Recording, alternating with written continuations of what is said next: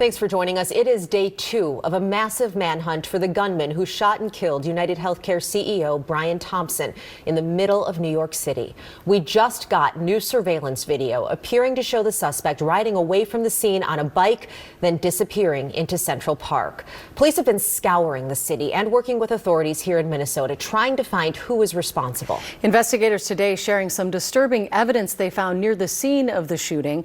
Lou Raguse joins us now with those details. Lou?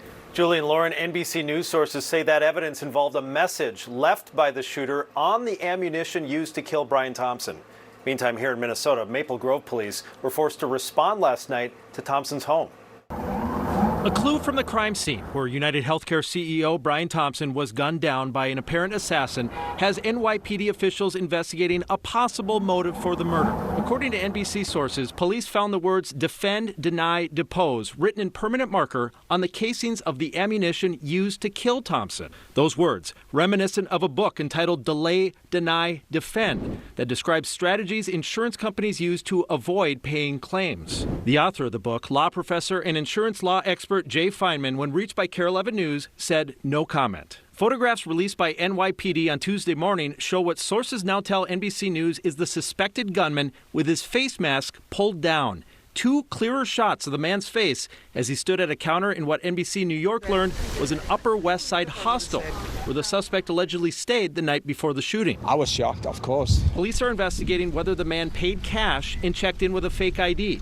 They questioned other guests, including those who shared a dorm room in the hostel with the suspect hours before the shooting. We shared with some who was pretty shocked because they tried to get into the room, but they couldn't because the police said they need to have some kind of investigation. Back in Minnesota, where Maple Grove police say they had never received a report of threats directed at Thompson and his family, police ended up responding to their homes Thursday night after 2 bomb threats were emailed to city employees. Thompson and his wife Paulette lived in separate homes a few blocks apart as they co-parented their sons. The Minneapolis Bomb Squad with canines checked out the homes and determined the threats were unfounded. And talking with law enforcement sources here in Minnesota, there are a lot of communications between them and NYPD. So far, though, no indication of any major raids or searches here, and no one arrested yet. Julie. All right. Thank you, Lou. Chris, over at the live desk. One day after this murder, we are starting to get a sense of how United Health employees are dealing with this. United Health Group CEO Andrew Witty told employees company-wide in a video message yesterday of the devastating news. I've spoken to several UHG employees today who wish not to be named, but said yesterday there was fear and confusion throughout many conversations on campus. But the company has put a lot of emphasis on employees taking care of themselves.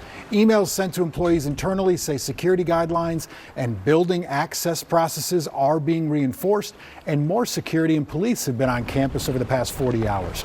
Witty telling employees to take time if they need, or work from home if they feel safer doing so. Now, I asked several employees about some of the hate and the fury on social media toward Thompson and the company. Several employees told me that it makes them angry for Thompson's family and for the tens of thousands, in fact, hundreds of thousands of employees that work there. This afternoon, also, an email shows the United Healthcare Executive Council supporting employees and starting an internal remembrance board for all to comment or share memories, thoughts, condolences about Brian Thompson. All right, Lauren. Chris, thank you. Well, major